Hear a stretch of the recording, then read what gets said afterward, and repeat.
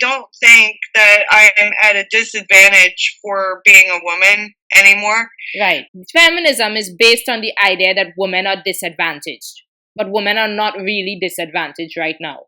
So there's no point. That's the way that I feel. Yes. Right. So you would consider yourself then an egalitarian, if anything. Correct. Right, I agree with that. So that you could say that everybody should have a place at the table. If we're discussing gender things, let the men come as well and be invited. Let the women come and speak about their problems, and that everybody can speak about their problems. And we don't need to classify things and say the women have it worse, so we need to speak louder. Or even with race and thing, we don't need to classify, make these big divides and say you are so much more privileged, so therefore you need to speak louder.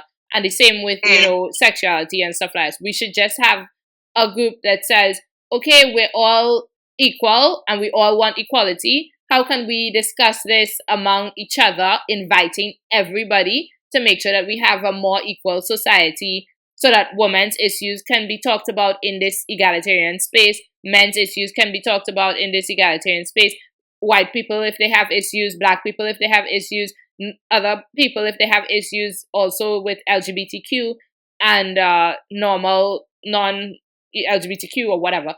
Basically a space where everybody is invited to say that we can talk about any issues in society that have to do with equality.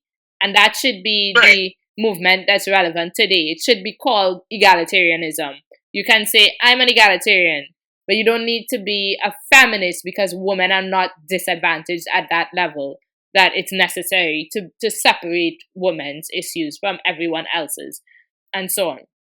And I think when I think of a feminist, I think of someone who is in a way I feel like the current generation of feminists are pushing to make women above men.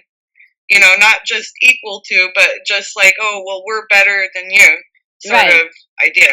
Right. And I think feminists try to like say they are intersectional feminists, in like third wave or fourth wave feminism, and then say they include all the different groups, they include people of color, they include LGBTQ, and they are fighting for all these people, right? And I think this is a kind of egalitarian thing, right? Because it's saying everybody is equal, so we're fighting for everybody. But the problem is that it also excludes people who may have problems, and it's really unfair to just use labels to say you don't have a problem with respect to like men, white people, whoever, whatever they consider to be the dominant groups, right? And it's like, this is the unfair thing, because we don't need to exclude people. We can come together and say, this group of people have XXXX problems, and maybe it's more than the other group. Maybe it is. But there's no point, I think, to like saying, we exclude you. You have privilege, sit down and be quiet. You don't have a space, because I think it's important to find the similarities instead of dwelling on all of the differences, I think it's better to try to solve the problems together rather than this idea of divide and conquer. Right. And I just see like a lot of issues from every direction. It's like, oh, it's you versus us, or them versus us, or things like that. Like it causes division. I agree. Between men and women, it causes great division, because you have a situation where women are essentially saying, I think you're privileged, and they're not at all even listening to the problems that men may face. And how would you feel if someone is telling you you are privileged when you feel that you have many problems? The truth is men have a lot of problems within society that are not always heard, right?